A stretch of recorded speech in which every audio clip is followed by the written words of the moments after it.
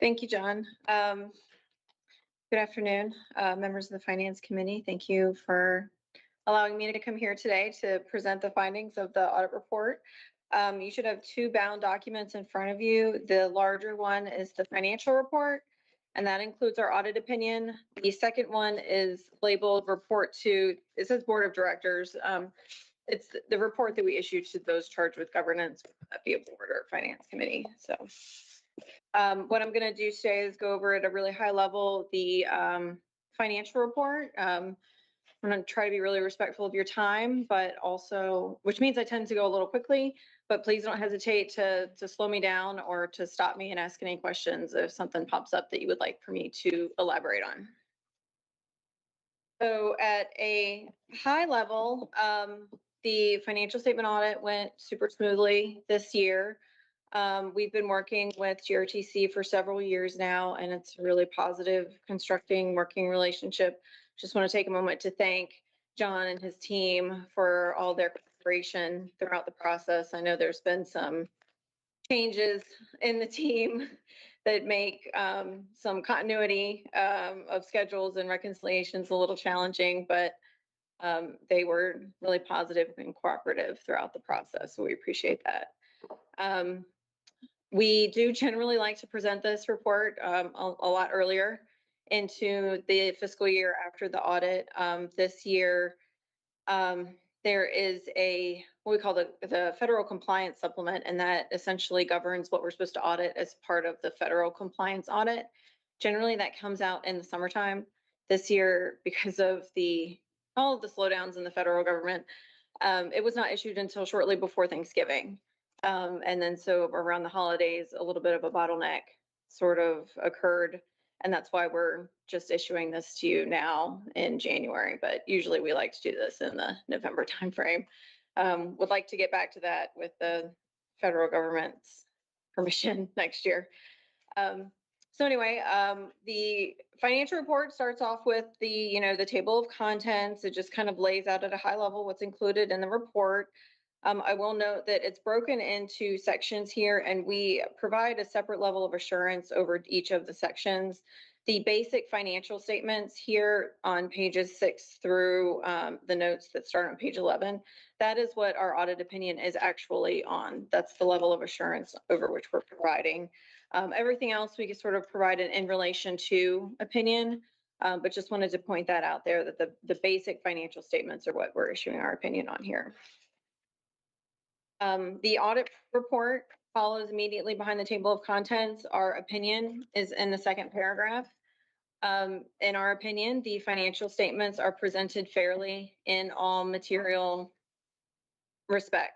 So this is a clean, unmodified opinion on the financial statements. The report then goes on to describe the professional standards under which we conducted our audit. And then we also want to point out here that there was a change in accounting principle this year. There was a new accounting standard that was implemented during FY25 for nationwide, GASB 101, and that's related to compensated absences. So across the board, this generally increased how entities value the absences that have been accumulated by employees that will be paid out. It's just the change in what's required to be included in that calculation. It does require restatement to beginning balances. So whenever we restate numbers that have already been audited, we like to explain why and note that our opinion is not modified. that restatement. The report then goes on to describe management's responsibilities as well as the auditor's responsibilities. And then we'll note here at the top of page 3, the prior year information is for your comparison to the current year statements. GASB 101 was required to be implemented into that FY24 information that's included here, and we did not audit the implementation of the standard into that year. So we didn't go back and re-audit FY24. And then the report again goes on to describe the level of assurance that we are providing related to the supplementary information that's included in the statements. Behind our audit report is management's discussion and analysis. That's a really high level overview of the financial statements and their comparison to the prior year. It includes management's explanations as to why things changed. And so this is sort of the executive summary, we'll say, of the financial report. And it helps make what can be a really cumbersome document be a lot more digestible to the average reader. Behind management's discussion and analysis on page 6 starts the basic financial statements. I'm not going to go over anything really in particular in detail here, but I will point out that your total assets and total deferred outflows increased from FY24 to FY25 up to 202 million. The largest components of that increase are your cash increases here, as well as your increases in your capital assets. And so that's just your continued reinvestment into your facilities improvements. And there's the references here, footnote 5, and so that breaks that capital asset balance down into further detail in terms of infrastructure and buses and whatnot. The next page is the summary of your liabilities and then your net position, sort of what's left over after your liabilities are netted against your assets. And here we have a positive increase in your total net position from 44 million last year to almost 65 million this year. And so again, a really positive change from prior year to current year. And the biggest change here is the deferred revenue related to your CBTA funds. And so those funds are deferred until they are approved for distribution or for application to certain costs. And so those funds continue to increase. The amount that's approved to be funded is generally well in excess of the, or well less than the amount that you actually receive there. So you're kind of building up some funds there. Behind that is the statement of revenues and expenses. I mentioned before, the management's discussion analysis does a really good job of describing the big changes here from one year to the next.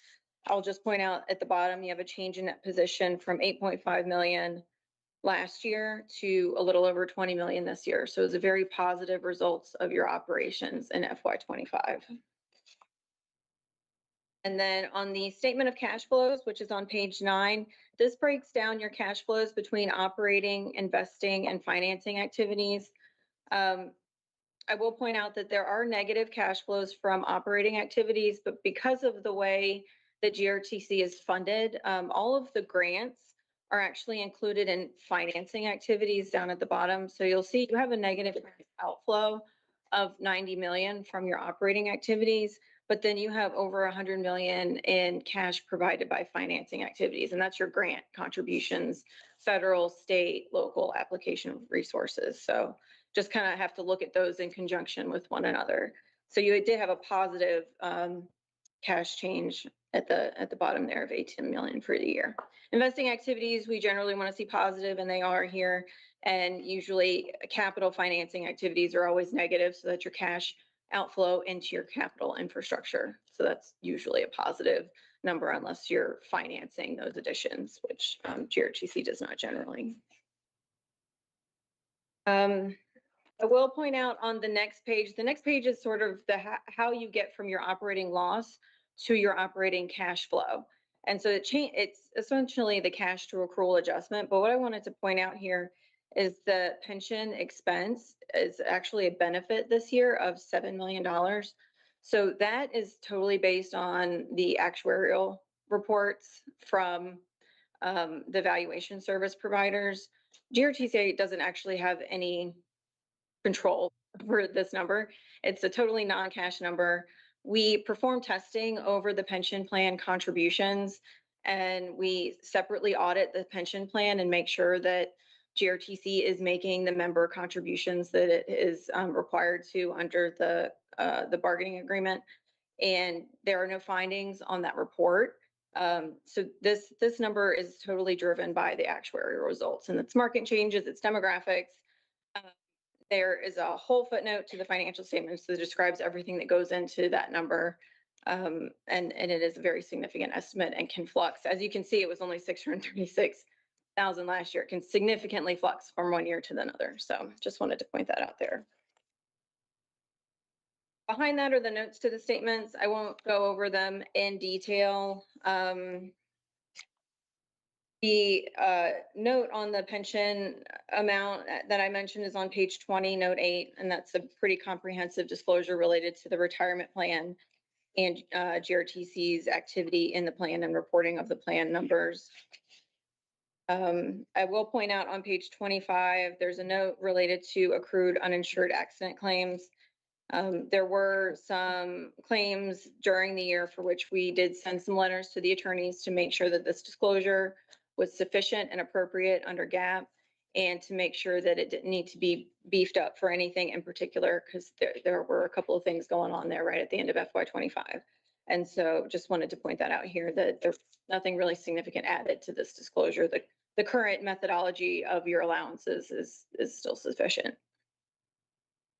And then I always like to point out when an entity has a collective bargaining agreement for the majority of its employee base, note 13 just discloses the conclusion date of the current agreement, and that is September of 2026. Behind the notes to the financial statements are some required supplementary information. This is just 10-year trend information that's required under financial reporting principles. So it just gives you some trend information related to your pension plan and your contributions. Behind that is the compliance section. So we issue 2 more reports in addition to our audit report over the financial statements. The first one is a report on internal control and compliance. So this is a report that's required for, we did not identify any deficiencies that we consider to be material weaknesses. So this is essentially a clean report on what we noted as far as internal controls. On the next page is the report on compliance. And the last sentence of that first paragraph, the results for our test disclosed no instances of non-compliance. So a clean report there on internal controls and compliance. The next report is the federal program audit report. So this is the report, federal funds come from one cluster of programs. And so essentially we are auditing the vast majority of GRTC's federal programs. And like I said, this report looks very similar to the first one. We have in the second paragraph, in our opinion, the company GRTC complied in all material respects. So this is a clean, unmodified report on the federal program audit. It then goes on to describe the basis for our opinion, management's responsibilities, the auditor's responsibilities, and then we have a second, and the very last page is a high level, summary of everything that I just went over with you here. Summary of our audit results and the program being funded. Are there any questions over the financial report? Okay. The other document is fairly straightforward. It hasn't really changed much from year to year. This is where we disclose things like disagreements with management if they arise. If we have past adjustments, they are disclosed here. Management's representation letter is included here. The schedule of adjustments that were posted as part of the audit process are included in this report. So it's pretty straightforward. We did have as as part of the federal program audit testing and the reconciliation to the financial statements, we did note an error that was in existence last year. And so that was corrected this year. And so that's disclosed here. Our opinion is not modified with regard to that correction, but it is here on the on page 3, sort of in the middle there. It explains the effects of that correction of the prior year error.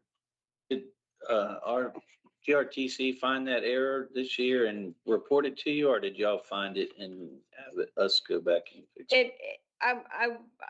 I would say it was noted as part of their reconciliation process, because of some of the turnover that was experienced in the finance department.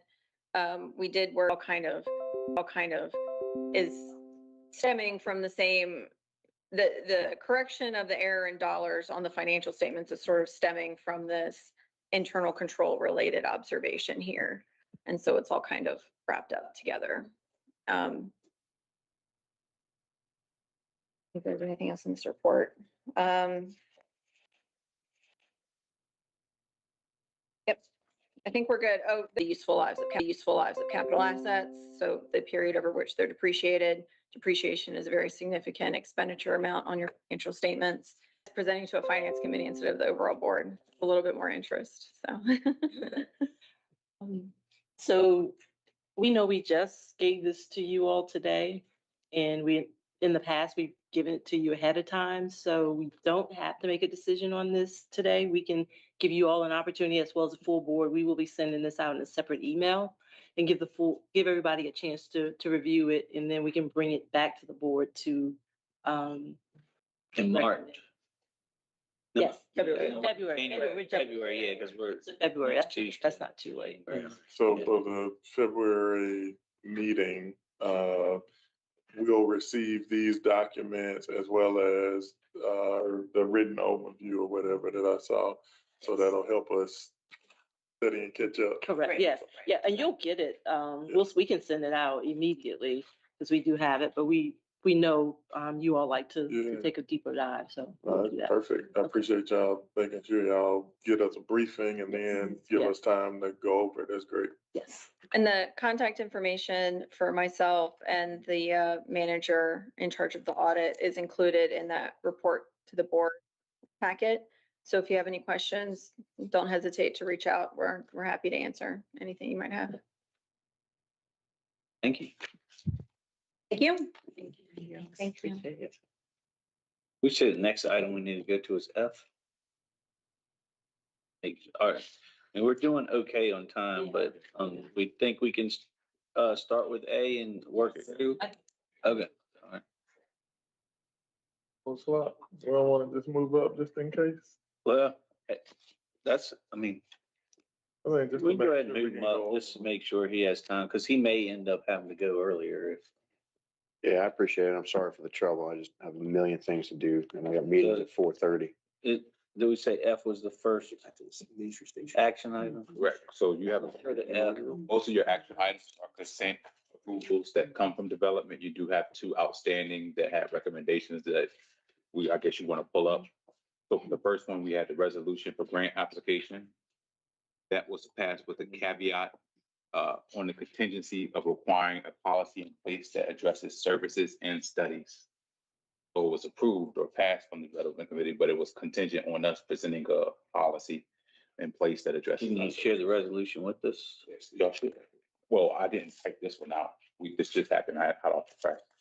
Oh, the recommendation. Development The committee recommendation. reviewed these and made a recommendation to finance. Okay, But I think within that. hard to evaluate it though if I can't look at it. You mind if I give some input? Yeah. Okay, go ahead. That might help. Yeah, 'cause I think what we did was You it can said advance. to move it forward, but there were some questions about how will we address expansion, the same thing we talked. Okay. Yeah. I would, Okay, I always found it odd that they were coming to us to request to go accept free money, grant, but it's not. but it's not odd. Yeah, it's not odd because it really has long-term ramifications on how you operate. Yeah. All right, so, do we need to take a vote then on, also having the finance committee recommend approval? Is that what we're saying? The action item is? That's the action item that Adrian's gonna go briefly over what some of the grants, that's why. Oh, that's, okay. You Read that. you can't read, no, you can't read that. There was a day I could. No, there Okay. probably was never a day. It's really little. I don't think I ever read this. All right.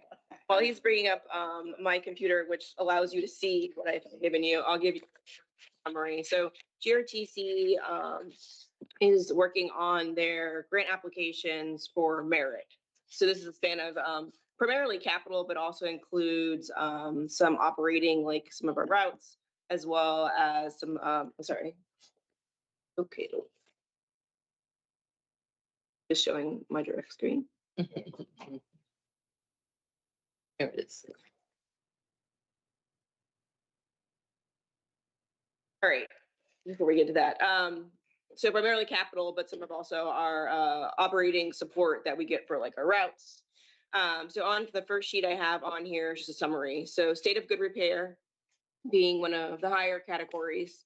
And that is primarily buses or facility or infrastructure kind of improvements or hardware related to some of our IT equipment. Next on here is business improvements. And this is a perfect segue from what went over now from the audit, but that is primarily our enterprise resource planning system. We are very disparate in our current systems that do not work together, and we have lots of grants to manage. So with that, having a more robust, integrated, seamless system, we will be able to actually manage the robust amount of financial and grants. And then next, infrastructure and Get a grant to better keep track of our grant. exactly. All right. got it. Exactly, you said it well. Among other things. Infrastructure. Sorry, I just, No, any questions you would like to go over? Service expansion. That number is actually for the BRT. So it's primarily the capital related to the full engineering for the north-south, as well as the construction for the western extension. everything except for phase 1 and 2, or The engineering is for the all three? three, yeah. When we talked about that last time, that we were continuing with the engineering, but On all three, but we're only gonna implement 1 and 2. correct. So that's that majority of that service expansion number. The only other one in service expansion, I believe, is the Goochland microtransit that we kind of talked about last time. That is in here as a grant app. Service improvement. One thing for that is the grocery store pilot program. That's an example of what's included in the service improvement. Just that's only 25,000 of this, but things that will just enhance our service, but not necessarily our expansion. And then service sustainability, that's those Route 19 that goes to Short Pump, or the Route 7s that go to the airport. Grants we currently have that were given from the state, but from a different pot. So those are actually VDOT funds. So now we're seeking funds to continue to kind of demonstrate the regional need through the merit program. So those we're hoping for sustainability. So on to the other sheet, just want to go over how this is kind of set up, which goes into kind of the resolution, then next step. So the merit applications are due February 1st. We have about 2 weeks as we continue to refine them. So this will probably not be the final version. We continue to kind of weed projects out if we feel like they're not ready, still reviewing them, but we have our team currently getting them fully ready to go. But as I mentioned, so we have it organized here by general. And so we talked about this last year, where anything that's titled general, the local match associated with that would be CVTA. And we had conversations before where it was like, well, a percent of that would go towards the jurisdictions. So it'd be 2% and 2%, but what that ended up doing was just taking from what came from the jurisdictions that would go to operating. So putting CVTA for that. And then we have other things on here as you go down that we have more specific to the jurisdictions. And this goes again to the conversation about the policy for expansion and all of that. But Richmond, the Broad Rock zone, that's an example. That is a zone that's specifically within the city limits. The grant for request for that one is about $600,000 for the pilots. And that one is in terms, for the local amount, about $24,000. So the conversation with that would be, would we use CBTA, or is that an opportunity, since it is expansion, that the city would then play? What? So the city would then pay for the local piece of it. And should that be considered in part of their budget request? That was the city example. Another example here, also, I'll just use the city, but this was actually came to you guys last month, the MOU for the CBTA regional dollars. So that number on the grant application would be using the local dollars from the city to pay for, sorry, not the CBTA regional dollars to pay for the capital project, Just rather than using. the applicant, not. Correct, yes. Paying. Yeah, so, right, and same thing on here, we have the western extension for the poles, that would be CBTA regional for so it's called local match for purposes of DRPT application. The source we use is CBTA regional. Sorry, I know it's been a little bit confusing. I get it. Broad Rock, if we did that, would be more of a local, where the rest of it would be more of a regional, which we would try to cover through CBTA, or we'd have to have other discussions if we could. Exactly, yeah. So this is what this sheet breaks down. So Goochland on here was the conversation we had, but they would be listed as currently, it's the same model we had last time, but in conversations, we did give the proposal, well, what if if it's local or regional, does the match that they give 100%, or is there some sort of subsidy from CBTA? And of course, that's based on the fact that they do contribute to CBTA. And we know that's kind of come up again recently as well. So that's just the breakdown. I just want to put that out there because that goes into what they kind of put as additional conversation, but not necessarily going after the grants. So the request here is if you have any questions about the specific grants, happy to go over them, but the action is to the board approve moving forward with grant application to DRPT for merit applications. Any questions? All those in favor of? One question. Go ahead, sorry. I didn't ask this on the last one, but it was around the Broad Rock. Is that a replacement for the 88 route? If it's a replacement, oh, yeah, totally different conversation than if it's a new route. I don't know if that's an expansion or, That's, we gotta have a I different know that's the discussion. one that. But for purposes of the grant application. Where we're at right now, based on what you Well, that's said, why I think I it, forgot to ask that Yes. question, but that's why the whole piece around, you Yeah. have the policy and all of those things, and you have time to work it out in between now and whenever you would receive the grant. And so it should resolve that issue. It's just a specific question that I had that I forgot. Yeah, that one is, and that was what earlier when you saw the route changes, that's Yeah, that's what replacing the I said. 88. Yeah. get a motion to. I make a motion to approve in the same manner that the development. Second. All in favor? Aye. Uh, What's the next action item? Have The service changes in case Dan has a lead. So eight. medical too. Yep. Service changes. Yep. After you have the conversation, I'll let you know what development. And I think that's the part I would just highlight. I think for that one, it kind of feels, you're in a rock and a hard place because I think, I think if I get the numbers right, you budgeted for 325, the 315 operators there. And because of that, you're canceling routes on occasion and things of that nature. But because you're doing that, it makes it, you're not dependable routes. So for that, I think you have to make adjustments to make it dependable. But I think the concern is, especially from a Richmond perspective is that, these, the dependability, especially where these routes are occurring, people are still work on Saturday. They're still carrying out their business in their day. And so we have to be able to provide that service. I think I used the example in the other meeting. If you go to McDonald's and you can't get fry cooks, you still got to deliver fries. And so for us, with this being one of our core services, we want to make sure to do that. And so I think we made a request or a motion at the development committee. And if you want.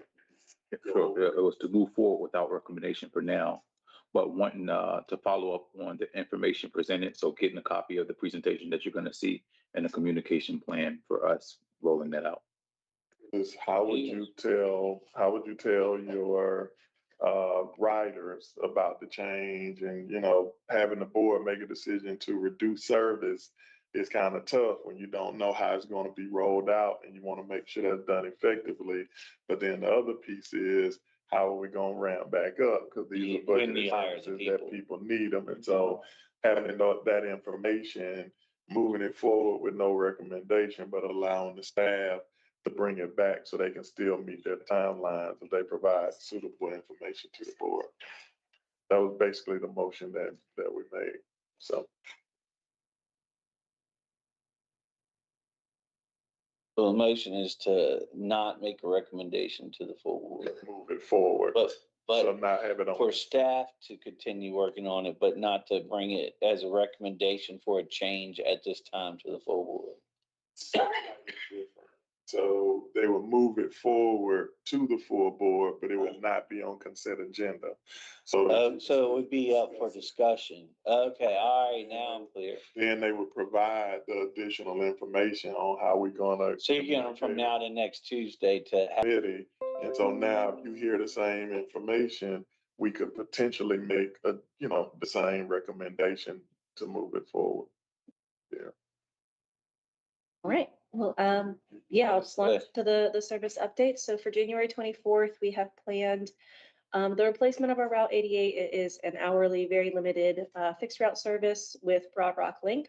Broad Rock started in October, following our usual model of overlapping services. That way riders can get adjusted from one to the other before we eliminate the fixed route. We also added an option for Powhatan riders to pre-book up to 24 hours in advance.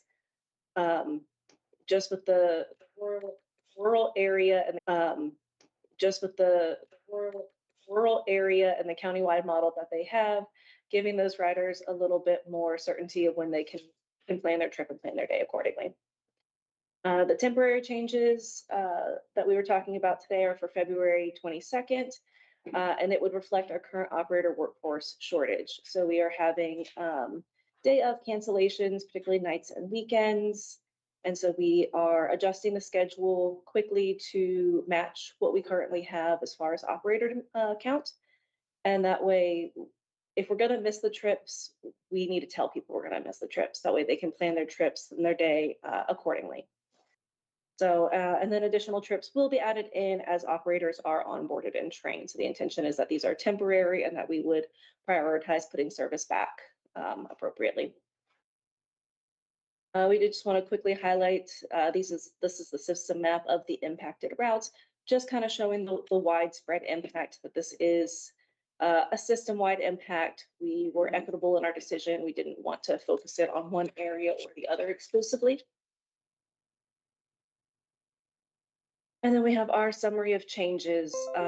There's more on this slide than the next. This is our night and weekend changes, and this is the bulk of them.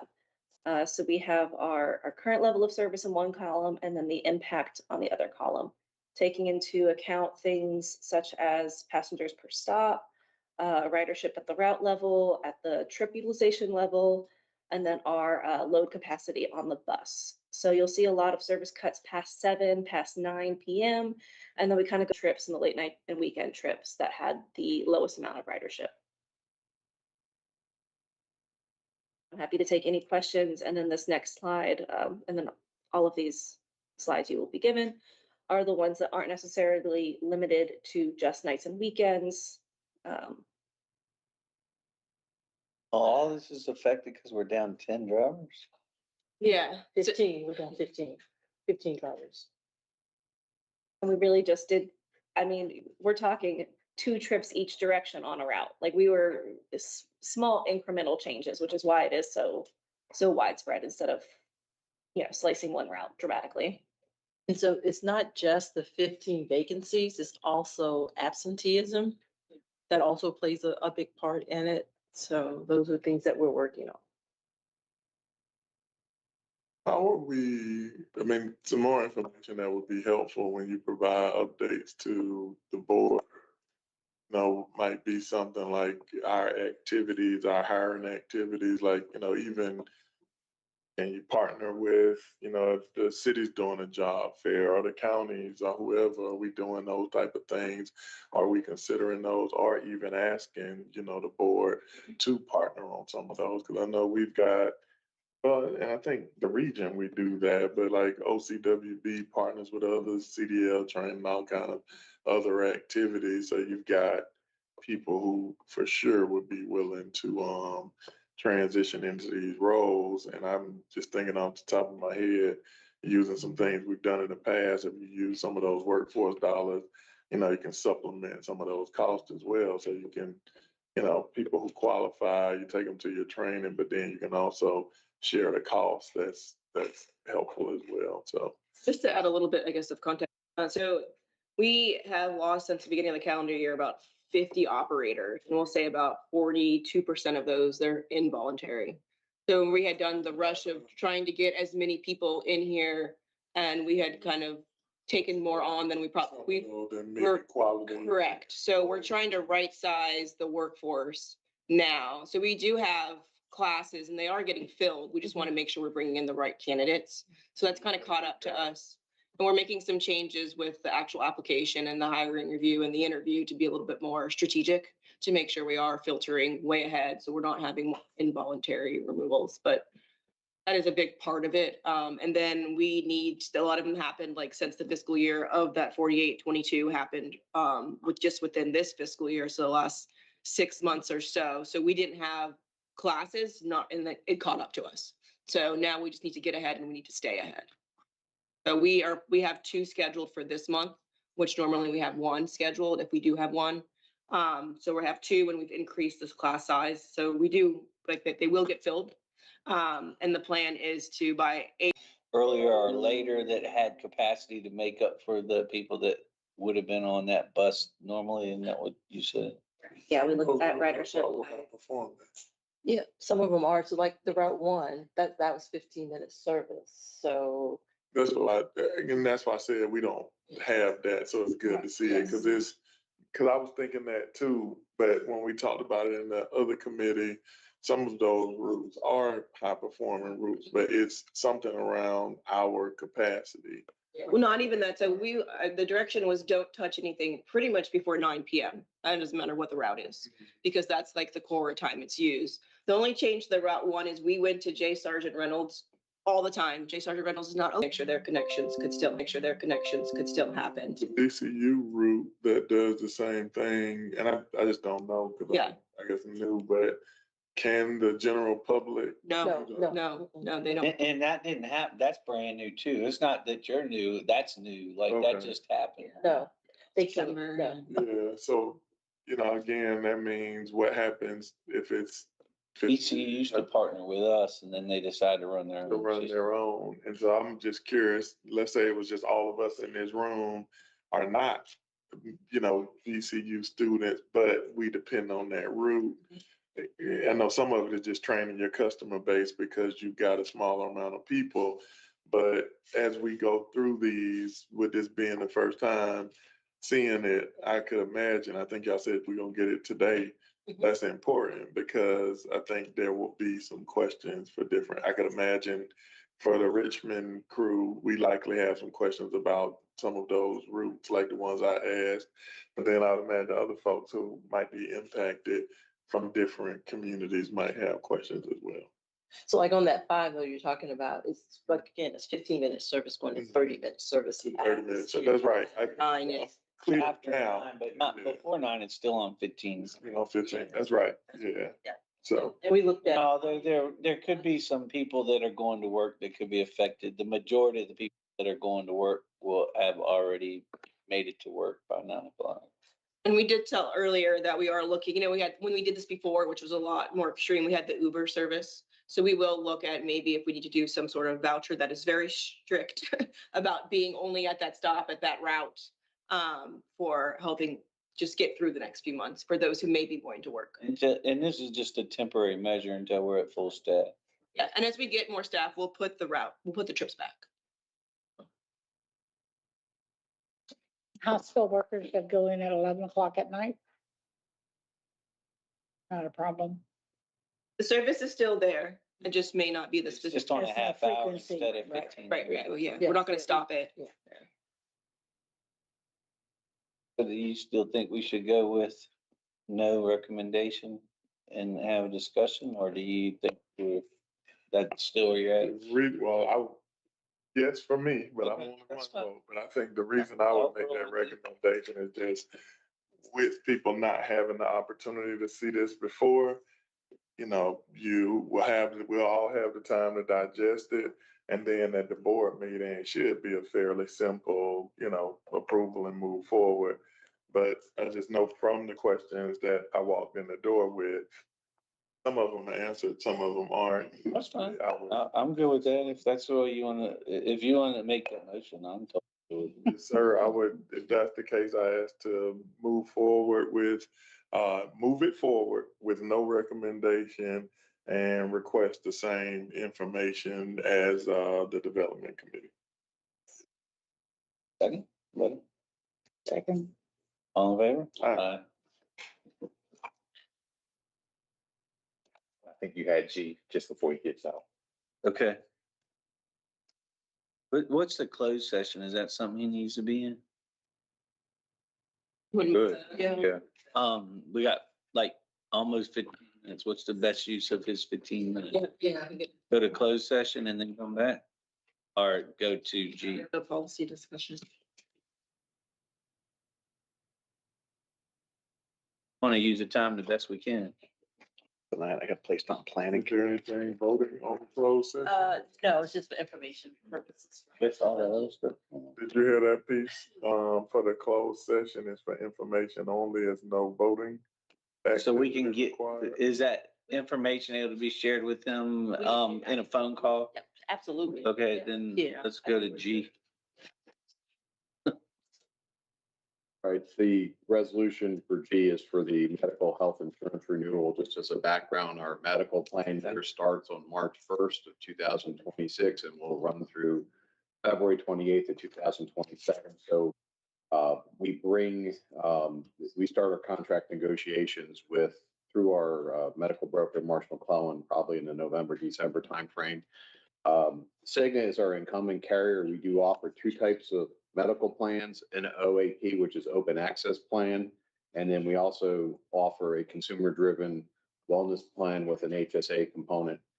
We've offered this structure, this is our fourth year, I believe, on this.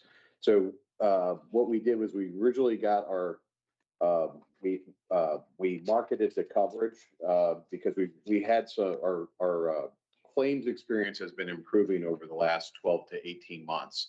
And with, we had some unfavorable claim activity coming out of COVID and probably into 2022, which was kind of weighing us down in renewals. So we went out to bid and we received bids from Cigna, who is the incumbent, Anthem, Aetna, and Centara. And based upon the pricing, basically Anthem kind of set the market discussion as they and Cigna were probably the two that we decided were best to go and negotiate with, because Aetna and Centara's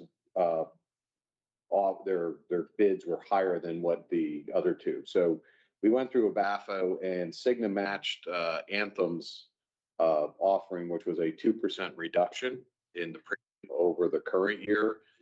We also have gotten through this discussion, which is kind of important, is we got Cigna to waive the cumulative loss that's been carrying forward since our bad medical years, which is around $4.3 million. So we got a clean slate. And this is for a fully insured program. And as you can see in the resolution, that the prior years, the plan renewals, January 23 was 13%, was 7.5% in 2024. It was 4.65% last January. So this is a -2.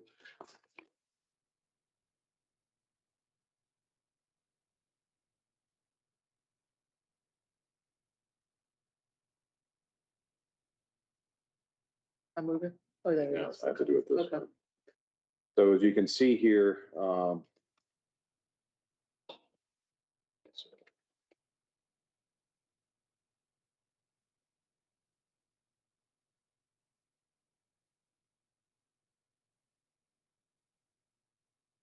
in here in the middle here, you see the existing plan had a cost of a little over $9 million. So this 2% reduction here, based upon each of the rate categories, comes down to about $183,000 savings year over year. As part of this, our structure for once we get the medical contract per person, on the OAP policies, we have a 15% where the employees contribute, and on the consumer driven, there's no contribution from the employee, and all the employee plus children, spouse, and family are at 10%. Why is that? We want to incentivize kind of shift away from the traditional OAP over to consumer driven. If you just look at the premiums, the consumer driven premium is about 2/3 the price of a fully insured OAP premium. Down here in the bottom table, you can see that what our expected census for their existing 272 OAP and 165, and pretty much we're expecting the same kind of mix going here, but which is pretty good, is that we've had 163 people move from an OAP over to a consumer driven in about 3 years. So our recommendation here, we're asking for the board is to, for the finance committee is to recommend to the full board that we authorize the Cheryl, the CEO, to execute a contract with Cigna for the OAP and consumer the HSA contribution, the employee only portion. If you have any questions, we'll field them at this time. I don't think John stressed enough. It's a decrease. The 2% decrease is great. You only get that when you go out to bid. The doctor network still fairly similar. The depth of change for staff for this is minimal.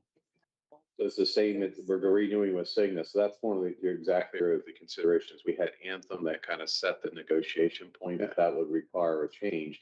Granted, the networks are probably 95% overlap, but Anthem had a little different structure in RX, so when you don't have to disrupt, it's probably easier. Oh, yeah, no doubt.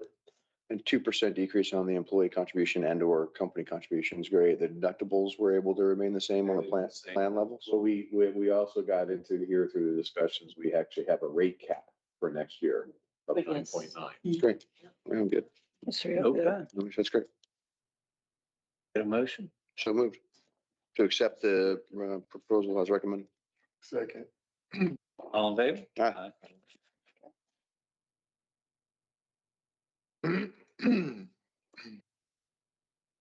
Come back to A then. You're good whenever you need to go. Thank you. Good afternoon. Good.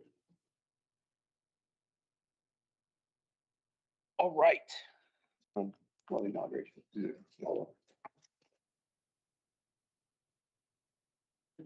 All right. So GRTC is, we want to request approval to engage with WSP for a transit and maintenance operations assessment. We've been around for 50 years. It's about time that we get a good look at from an outside source on how we operate and what we can do to improve. Many of our policies and practices are dated, but we want to partner with WSP to ensure that we're aligned with current industry standards and best practices. How this will work is they will come on site. This is not going to be a a weekend venture. This is going to be a 12 to 18-month project where they'll come to work side by side with our operations and maintenance team. Transit operations side, the consultant will work side by side with our staff, and they will address anything that they see that needs immediate attention on site at that point. They'll provide hands-on job training and help teams adapt more consistent with modern practices in the transit industry. Also working with the maintenance side, same thing, hand in hand, shoulder to shoulder. They will take a more comprehensive review approach to identify gaps, risks, and inefficiencies, evaluate, assess management, staffing, training, and our facilities. Again, this project should take approximately 12 to 18 months. Once it's completed, we will have more reliable service, safer operations, and greater consistency across the board. The cost of the project is the exact number of $199,992 with 28 cents. We will be, this project will be funded through the DRPT Technical Assistance Grant. Federal at 46% with a number of $91,996 with 45 cents. State funding, $99,996 and 14 cents, and a local buy-in of $7,999 and 69 cents.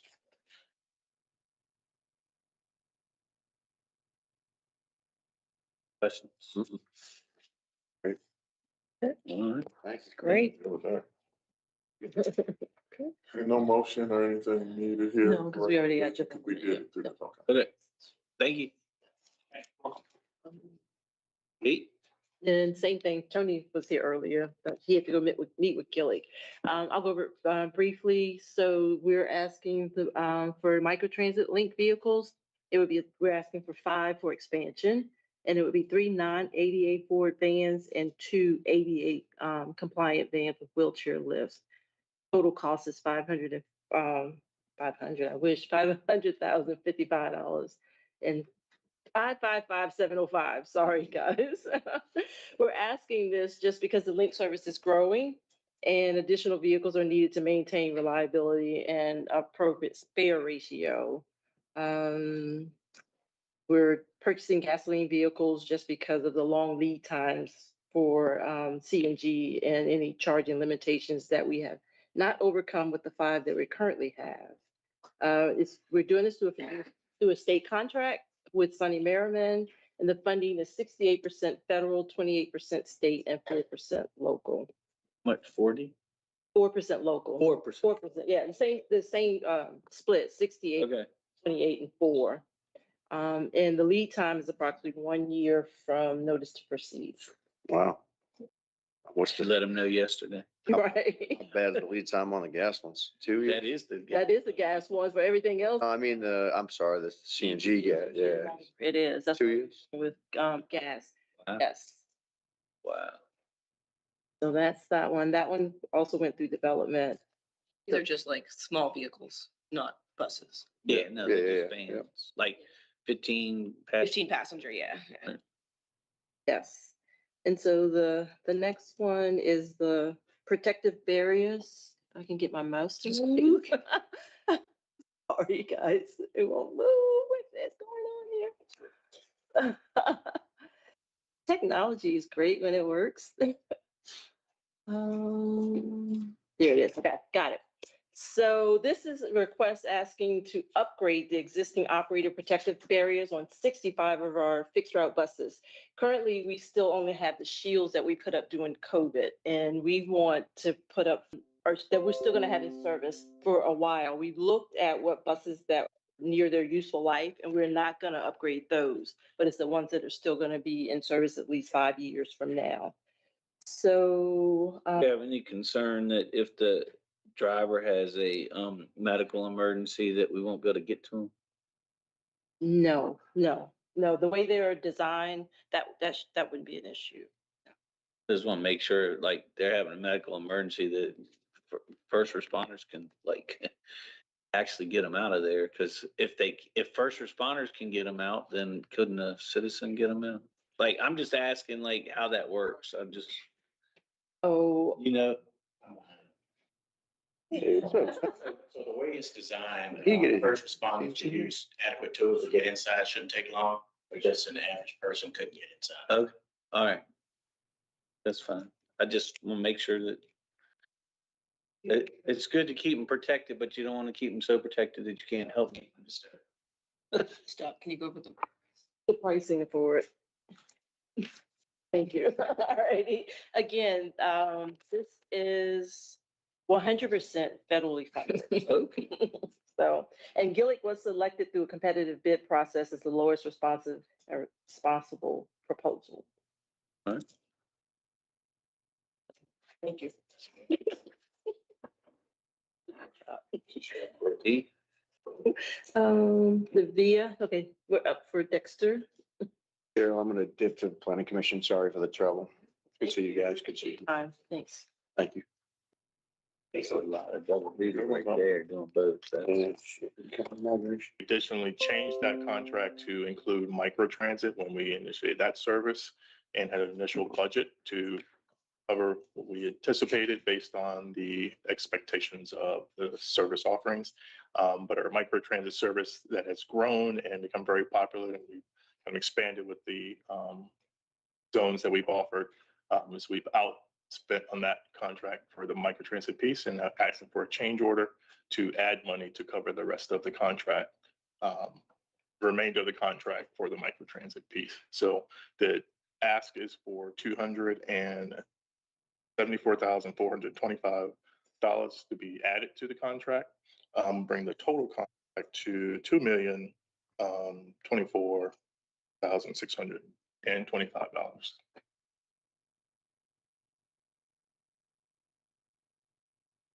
That's for this year's contract, It's an existing, current contract? right, and so we'll, So for the extension, we're gonna fund that through the, it's a grant. employees that we haven't had, like, I'm just trying to figure out where you, with the rest of the money in the budget. It's in the budget, it's just, we just need the PO changed.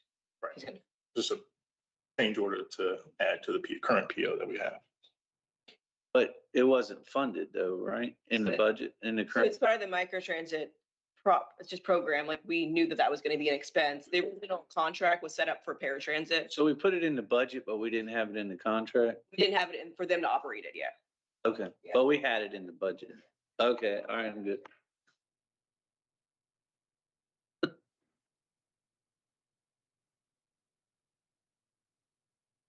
Huh?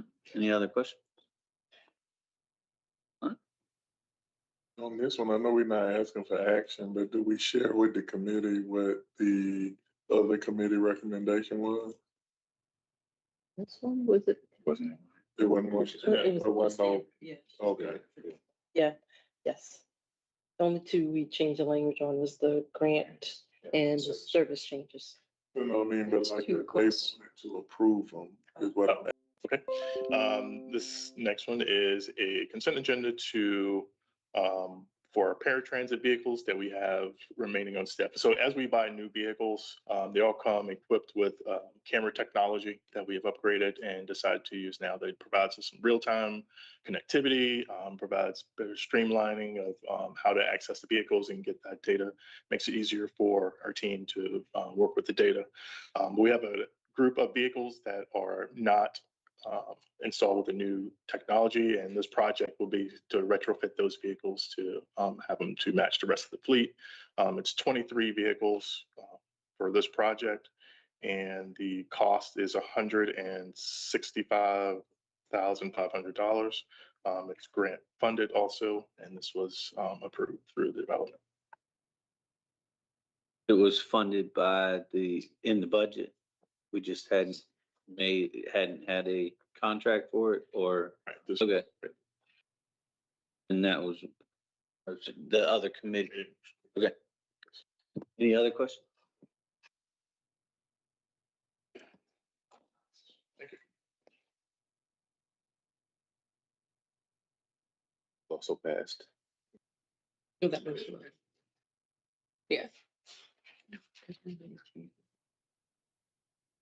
That's when you have it. Is there anything on I that's gonna be presented? Is Mike doing focal points? You doing focal point? Rachel Dickerson. Okay. Thank you, Rachel. No, I think it's right.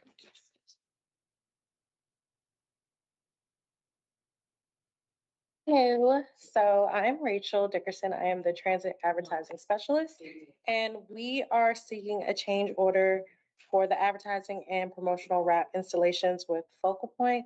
So as the GRTC advertising program continues to expand and wrap installations remain essential to fulfilling advertiser contracts and generating revenue, we are seeking $125,000 annually with the advertising program and $125,000 annually for GRTC funded programs, equaling up to $250,000 per year with a total of $500,000 for the next 2 years. So originally we had a contract that started in 2023 with Focal Point. We had for $250,000. We have exhausted those funds, just being as though that original contract did not have the room and growth for the advertising needs. So essentially, we're looking for that money. And And that's gonna be paid back by the people that are advertising with the wrap. And what, just out of curiosity, it's gonna cost us 500 over the next 2 years, and it's gonna generate. We're saying it's about 11% yeah, per year. of the revenue we bring in, 11% will go towards paying it. So that gives you an idea. Yeah, I'm just trying to figure out, so So right now we spent about $70,000 and we brought in, what was that number? For FY 26, 2,150, $255,000, $297.60. So at 500,000, theoretically bringing about 1.5. We have Okay, So that's going to help fund that gap that Yeah. we would see in out years. So I'm good with that. I just wanted to make sure I understood that. So I don't have any other questions. Y'all have questions? I'm on this. Okay, Committee approved. all right, thank you. Policy discussion. This is just a continuation of the conversation we had started last time. And since we are moving forward with the grant applications, understanding is move forward with the grant applications, but we got to get this figured out, and it's more, I guess, project or route specific, depending on what we want. So I have a few different agreements, and I'll jump to the last one first. So first one is the policy for expansion specifically. There's the operating piece. And then, so for routes, the next one being the capital match piece. So that kind of being said. And then based on whatever those are, those will end up being service or infrastructure expansion MOUs that we then set. But that has to be set first before we do that. And then the third one I also have on here is the annual service agreements with the jurisdictions. And that's just, even if nothing changes, just so you're aware of all the service that's provided, and then just the CPIU goes with it, just for documentation purposes that everyone kind of has. So those are the three kind of trying to work towards. So I think I don't know, I feel like there's so many different, the request look at regional versus local, and what it kind of looked like. So I did talk to the state, because they require, like, if you do their trip applications, what is considered a regional application versus a local. They said that don't really have a specific definition, but what they look at is if it's a regional project, if it crosses jurisdiction lines. So everything we have in our system, including the micro transit zones, It's regional. cross jurisdictions. Yeah. Yes. And then we did a little bit more research, and we got actually a flip where it was regional or local. And they actually said that a regional is something that is like less frequent, less demand. Am I saying that right? Yeah. Less demanding, but more like regional is more of like the things that are like express routes, or the zones themselves are regional because they're not specifically a local, meaning it's like more dense, more used, like it's benefiting the local. And that would have been the city, Chesterfield, and Henrico considered as local. So as far as what we are, we can just. So you found it on both sides, so you Yeah. justified whoever. Correct. I do want to bring up, You got it. yeah, and it was noted last time, I think, Mr. Engel, you brought up about the CBTA and the jurisdictions who contribute to the 15% in CBTA overall. They do have an interest in getting some level of service and do bring up the fact that they do have some contributions to the transit funds. The legislation that just came out, I mean, I feel like that is very topic that you brought up last time. I didn't know that was coming, though. I don't. No, I knew that, no. That was coming. I don't think anybody Right. against it. Right, no, but very related to the comment. I knew that there was rumblings, so it wasn't as surprising as it might have otherwise been, but it was still surprising. So I just want to add that as we just go after these grants and then doing these MOUs with them, that there is some level of expectation, I guess you could say, and just adding that for food for thought as we talk about what's regional versus local. I know that's not necessarily too helpful. What we had, so I will give another example. Sorry, Barb, but Chesterfield, for example, they have actually applied for all of their own grants and they pay for 100% of the match. So that's one example that exists out there right now. And in the conversations with Goochland, that is what we've also shared with them. So, but we know all of our current microtransit services are covered not through CBTA nor local. They're covered currently by the federal match through ARPA. So we made sure that kind of pushed that conversation down the road so we could. ARPA's not gonna be. Correct. So ARPA's pretty much Almost out. So timing wise, this is the last year for that support. Yeah, and they're pilots, so they were 3 years, so we're in year 2. So it does end after that. So I guess the first one being up related to these jurisdictions would be the level of service, like the ones that already exist. I'm gonna go ahead and use the 1A. The expectation, I believe that Chesterfield, the first time around, was okay paying the 20%, but it is a step up, step down. So 40% is the expectation of what the local match would be coming around. We've talked about whether it should be, is the match 50%? So in that instance, Chesterfield, just using as an example, Chesterfield would continue the current 20% and the other 20% would come from our CBTA funds, I guess, in that instance. So there would be some level of local going towards it, but it would be stable for the jurisdiction to consider. And that just stays with the methodology that 50%. yeah, it's sort of in a big picture, long term, that could still run us into a problem at a future point. It only shrinks it a little bit, but just trying to come up with some sort of equitable model. But yeah, no, that's not going to shrink the gap because we're still using CBTA funds to pay for some of that. If you're using them for that, you're not using them for something else as operations grow, so. Correct. I don't know that there's gonna be an easy answer. I think, it's gonna be a tough one, but I still think we gotta have more discussion. with it. Right. Yes, absolutely. Yeah, it's just food for thought so we can start thinking, but at some point, we're gonna have to make a decision, but we're not expecting a decision today. And I guess give a little bit more time. Longer. What'd you say?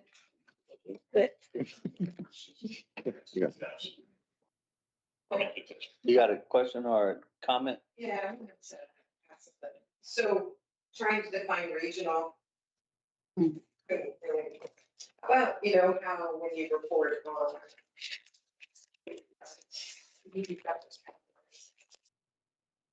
With that. Kind of. Arterial versus something that's a little bit more, what do I call them? Community connector or something like that, or a circulator. I mean, we can go through an exercise of coming up with some actual, like, I guess, metrics that they have to go into for some sort of like technical scoring. Is that what you're thinking? And depending on where they fall, like if their span is this amount, if their frequency is this amount, and we can consider it being a. How you define those would be you know, how you might batch years of cost participation. Yeah. So maybe we do go to the data. I mean, but that there's data tied to those categories as well. Like it has to hit at 50% of the line has to hit an activity center for it to be an arterial. Okay. But not necessarily the performance. But just, yeah. No, just Right, the no. categories. Yeah, no, not the performance of it. Maybe. Right. Well, I can take another stab at it of coming up with some alternatives for some sort of buckets for them. Well, I think if the whole line is over multiple jurors, I think that's what we'd have to try to do is figure out where the riders generate from and where they go back to, and then have some more discussion, because that might not be the best answer, but at least it gives us a better idea. Like, let's just say they start in Powhatan. It's highly unlikely, it's possible, but it's highly unlikely someone's gonna ride the bus from Richmond to Powhatan, do something in Powhatan and then ride the bus back. It's more likely that someone from Powhatan's getting on the bus to go to Richmond. Now, could you make an argument that because of that, Richmond has more workforce, so now it's helping Richmond too because they're generating tax from. You can make all those arguments, but we got to come up with some kind of criteria so we can come up with the way to figure out best how to fund into the future. I mean, I think if we have a way to figure out where doesn't cross any other jurisdictional lines, I think that's, we don't have anything that only stays in one jurisdiction. Well, that makes that an easier discussion. Then everything is regional. It's just a matter of how we quantify what's the right ratios for the jurisdictions.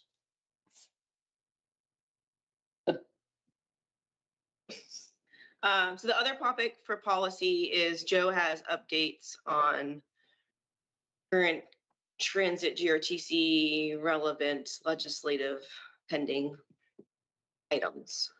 Yeah, I'll give you guys these drafts.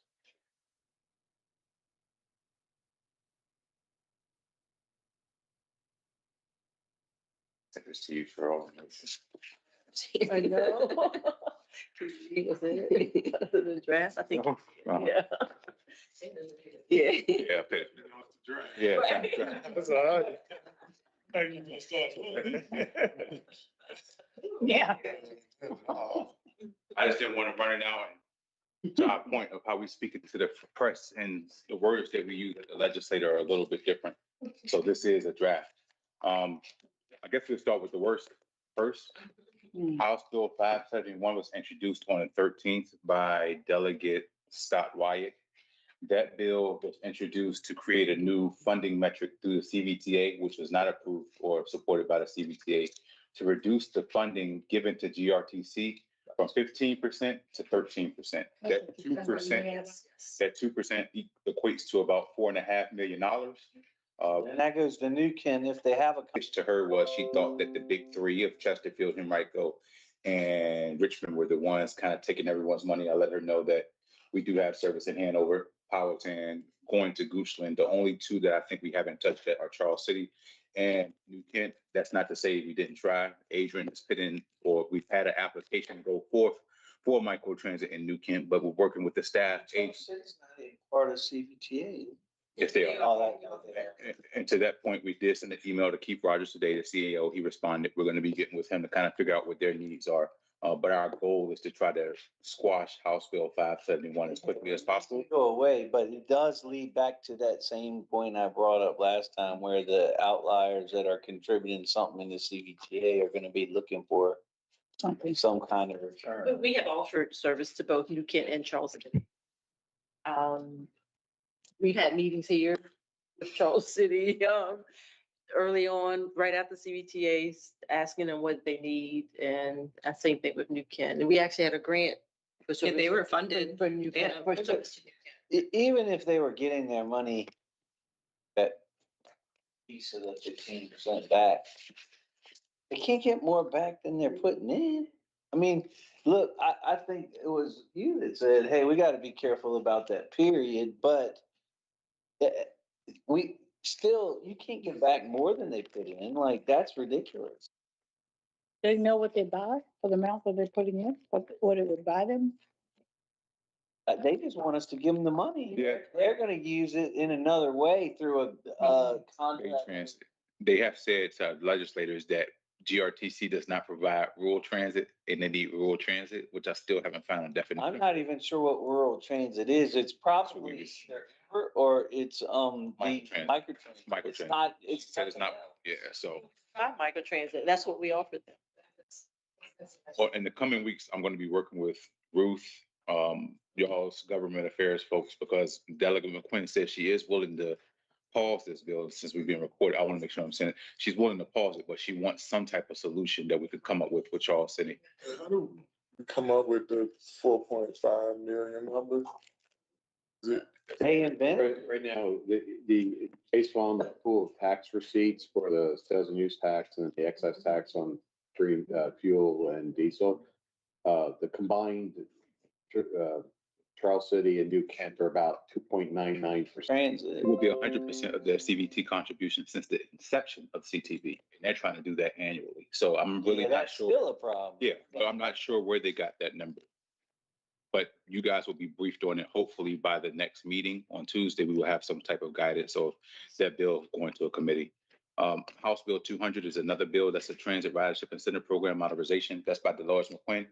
That's taking the sunset off of our bus stop bill, but it's also an omnibus package, which allows TSDAC, the Transit Service Delivery Advisory Committee, to have oversight over the TRIP program. What that will allow, you see how you were asking Adrian about the PSOs and being able to reapply. Technically, right now, once you get done with the zero fare money, it's over. But this piece of legislation is going to allow it up for interpretation, where we may be able, not saying we can, we may be able to revisit, putting in another application for a 5-year period for zero fare. Correct. That bill is going to be coming up. The rest of the bills I'm telling you about supporting, that's a great one for us. So it gives us another avenue for zero fare. The last bill is twofold. You have a transit omnibus bill. We often refer to this as DMV moves. Metro did a lot of work in Northern Virginia through Senate Joint Resolution 28 to figure out what their needs were. Metro, and I know we said it before that we're not experiencing a cliff, but the industry speaks in cliff terms. So Metro says, hey, we have a fiscal cliff, and Metro's fiscal cliff is about $400 million. In order for them to kind of fill that gap, they have to go to the General Assembly, or they're choosing to go to the General Assembly. And instead of just making a regional ask, they're making a statewide ask. What they're going to be doing is dropping or lowering the sales retail tax, but taxing different things like delivery fees, TNC, Uber, or Lyft. And because of that plus up in money, with House Bill 1179 for trans, we will have an uptick of 71% on what we see now. So let's say right now, under our current formula for merit, in 27, we have 17 million projected. If 1179 passes, that would look like $29 million. So we are very supportive of that piece of legislation, and that is getting a lot of legwork or done by the DMV Now movement, okay? You have another bill called House Bill 900, which kind of gets to the same point, but the number isn't the same. I think we have a 28% increase in that funding, which will give us about $4.9 million in current numbers. So we're 17 million. If House Bill 900 passes, we'll be around 22 million. The issue, more money isn't the issue, but the problem with House Bill 900, well, let's not say problem. The difference between House Bill 900 is WMATA is taking more off the top of percentages to make their pot full. So we would lose more money than we would 1179, though we'll plus up. So we're getting 14% in merit, and we got the 17 million because you have the plus up in the different taxes. We'll have more money, but the haircut off the top will take about that additional 12 to 13 million dollars that we were seeing in the House Bill 1179. All of our legislators from our districts that represent Richmond, Chesterfield, and Rifle, Deborah Gardner, Dolores McQuinn, Ray Cousins, everyone, Delegate Lamont, Senator Bagby, everyone's already aware of the omnibus bill. Everyone's positioned to support that bill. You will see in our community, we got a plus of almost 70% of $20 million. I feel like we should feel really comfortable with House Bill 900 and 1179 because DMV did a lot of work. They did a lot of work in studying, and they decided instead of trying to figure out, they have regional solutions as well, regional sales tax, regional delivery fees, but we're going to also have a statewide issue. So in your draft legislation or your draft update, that briefing, that's what we kind of get at, and it shows you different levels. We were going to go in a closed session because, of course, they have budget impacts when our leadership goes to the union and negotiates from there. But before yesterday, I guess 3 days ago, we were very optimistic before the CBTA bill came. But hopefully we can get that next week sometime heard and move that along and then start tracking these omnibus bills. If you guys are going to be at the General Assembly, we shared it with Tyrone Nelson in your different capacities, BML, what have you. You can shoot me a text and spare 15 minutes. I can get you to some offices just in support of these pieces of legislation that we think can kind of change the trajectory. And that doesn't fill our gap, as Adrian's already shared. We have a 30, but it does help us to next year. We'll have a little bit more footing of having a conversation for a regional solution. And that's kind of where we want to go with Charles City. I know that's the way that you talk at the General Assembly, but for us, we don't have a cliff or a gap. What we have is a growth challenge.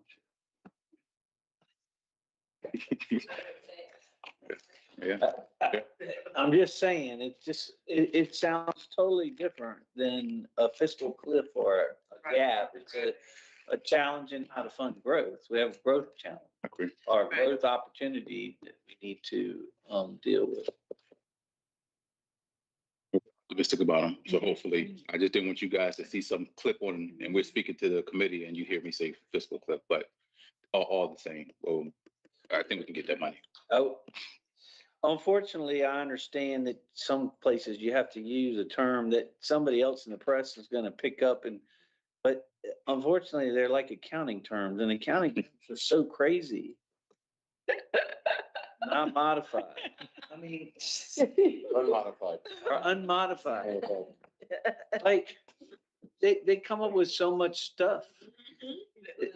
A purchase of tires is a lease. What? No, it's a purchase. Like, so I hear you, but I don't like it because it causes other craziness in the. Yeah, completely. I want to say that the Bay Transit, that number matches their operating budget. 4.5. I don't. They want us to fund it completely. Yeah. Yeah, sure, go ahead. Thank you. I just have one question on the 4.5. So I understand how it got to that, maybe if you go back to the section of the CBTA, but that wouldn't mean that they would get 4.5 annually after you move forward, right? So it would be more like the 600,000 annually. So they're kind of wanting a windfall in the front, but it's still not 4.5 every year. Oh, well, that makes a little more sense. At least I'm understanding better how they got it. Was 13, they want. Yeah. 4.5. They want 4.5% every year. They want the 2% every year. So it would be 4.5 plus the growth of. But the real number is about 600, as you said. Yeah, that's what I'm saying, because GRTC totally only gets 30 million a year. And so that's the total 15%, that's the total. And so then if you take 2% off of that, that would be what they would be looking for. But no, They're looking at 2%. of the 100%, they want 2% and the pot drops to 98. Yeah. Of the 98, we get 13. Out of the 30 million, they want 2% of the 30 million. Yeah. Of the whole 30 million. Yeah, of the whole 30 million. I think they No, want it's not two, it's 15%. of the. So of the 15%, they want 2%, what equates to But about. in the 15%, around 30 million? Right? Yeah, that's right. So I'm saying it right. Yeah. They want it The 15% is 30 million, so they want 2% of the 300 million, yes. of the 300 million, not of, no, that's not 2%. No, they're not looking, so in order to get that, they're like, well, we won't impact the other. That would be 1.5% of 300 million. I think they were putting a number out there politically Yeah. to have conversations and then say, okay, give us one. But it's definitely. I don't know. We just need to try to say no and figure out where we're going there. We are going to be working through Cheryl. Yeah, we will make sure. Yes, yes. We wanted to, timing wise, update on the time, everyone's still okay as far as going through the update on the budget? Yeah, Yeah, Brief. yeah, briefly, quickly. Okay, so we just wanted to kind of highlight some of the key assumptions right here. A takeaway from this thing, this slide here is basically it's the FTEs for the collective bargaining staff and transportation are primarily flat, 384 FTEs versus 382. Our current top rate is 34.06, but we're not going to disclose that in here because we need to go to executive session to do the contract negotiations. On the maintenance side, basically it's flat, the same amount of FTEs on mechanics. And the CBU, non-CBU headcount for the admin side is a +2, and you can see the components of, the adds, the additions and deletions. But Justin didn't. This is the one I got back. From Justin? This, Yeah. Oh, okay, so, okay. Okay, this is the one. So then here's the assumption on obviously revenue miles. So slight increase on revenue miles, a little contraction on revenue hours. That's probably just to routes run more versus the time, cover more mileage versus duration.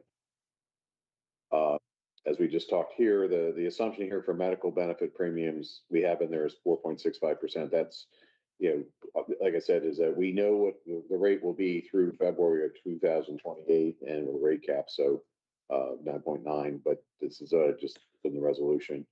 Other key assumptions are that zero fare is continuing through June 30th of 2027. We're going to come back with more information with regard to CMAQ zero fare support program. In here in the first go around, the DRPT operating contribution, this is the TISDAC formula. That's flat. We're keeping it the same amount as that was adopted in fiscal 26. Right now, in the first cut for CBTA funding for the operating contribution, that's 30.6 million, and that's based upon the compound annual growth of since the base business base transportation existed in 2020.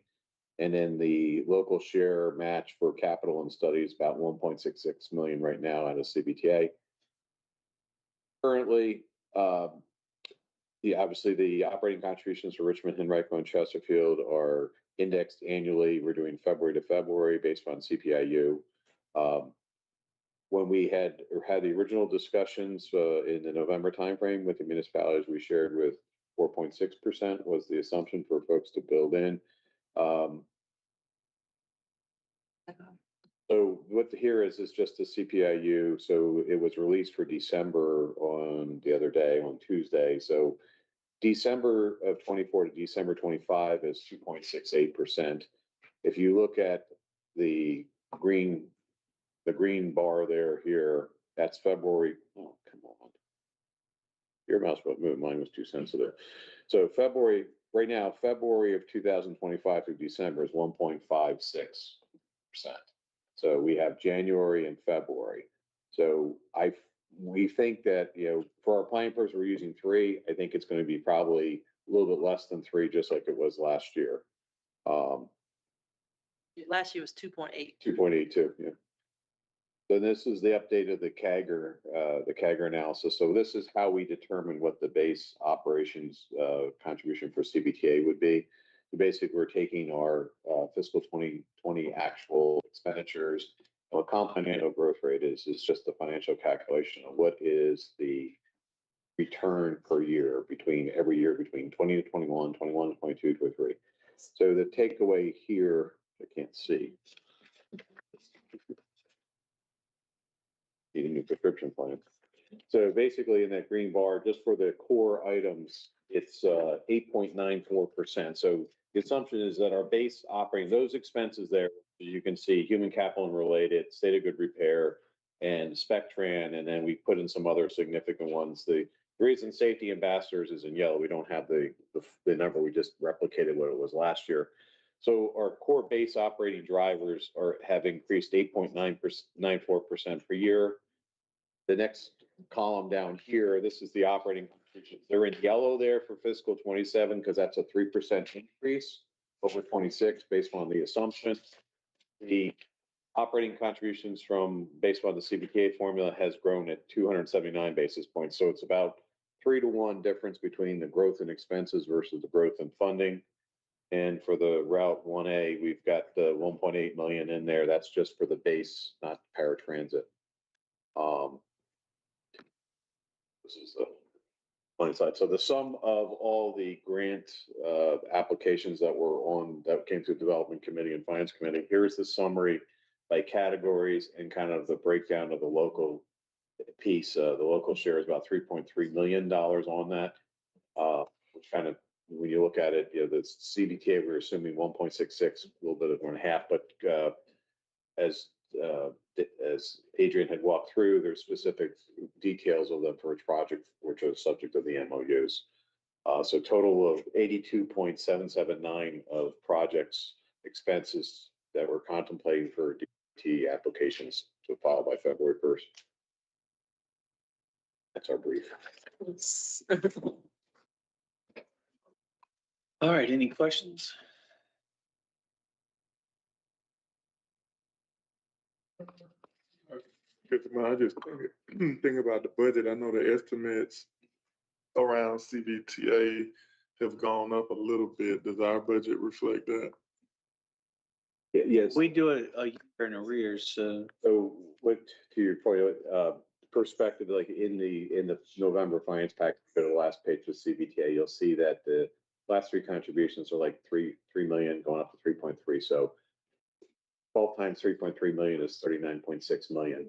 So what I just showed in there was the 30.6 million is I use that 8.94% CAGR on what our original CBTA funding for the base operations was 21 and index it up. So that's how I get to the 30.6. And then the 1.66 was for the project match. So there's, doing the bad math there, that's 32.2 million. And it's probably the forecast I expect to receive the balance, you know, of this fiscal year in a 12-month period is probably 39.6. So there is some funds that could be reallocated back into, but we're not there at this point yet. We need to see how the grant applications roll through, but that's how we figure, you know, we have all those details.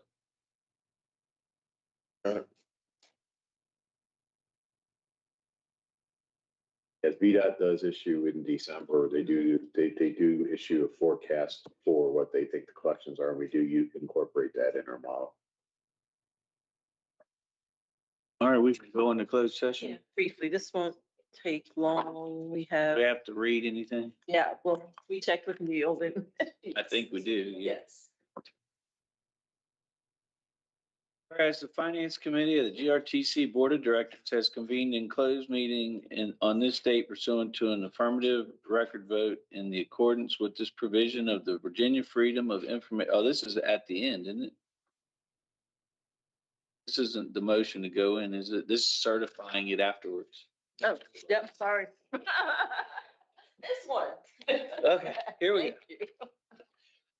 I move that the Finance Committee of GRTC Board hold a meeting pursuant to 2.2-3711A29 of the Virginia Code to discuss the status of terms of a collective bargaining agreement, because discussion in an open session would adversely affect GRTC's bargaining position. Can I get a second?